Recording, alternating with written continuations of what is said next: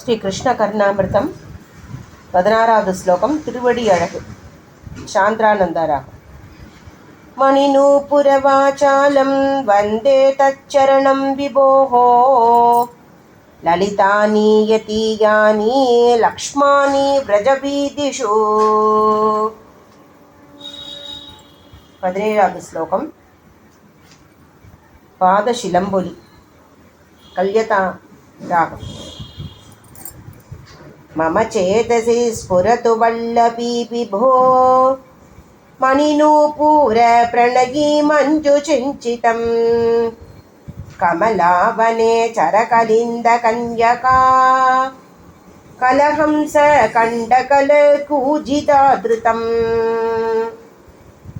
18. குழலூதி என் மனதில் விளையாடும் கிருஷ்ணன்.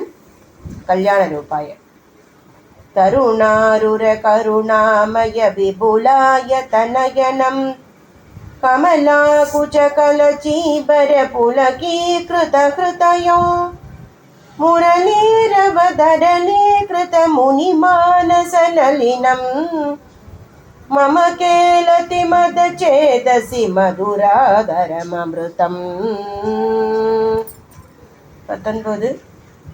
குழலூதி கோபியரை மயக்கும் கண்ணன். கல்யாண ரூபாய். ஆமுக்தமத்த நயனாம்புஜ சும்யமான ஹர்ஷாகுலவ்ரஜவது மதுரானனேந்தோ ஆரப்த வேணுரவ மாதி கிச்சோரமூர்த்தே ஆவிர்பவந்தி மம சேதசி கேபி பாவாகா. 20. சயனத்திலிருந்து எழுந்து வரும் கோலம். சாந்திரானந்தாராகம்.